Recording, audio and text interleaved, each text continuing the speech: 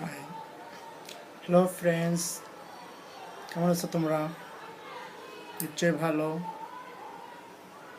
আমি ভালো আছি, বাট রুমে একা একা বোর হয়ে যাচ্ছে। ফেসবুক ভালো লাগে না, হোয়াটসঅ্যাপ ভালো লাগে না, কিচ্ছু ভালো লাগে না। বাট খুব মনে পড়ে অতীতটাকে। তার চেয়ে বেশি ভালো কি কি ভালো?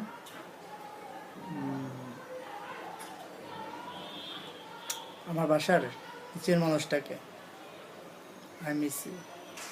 অনেকটা লাভ করতাম তাকে।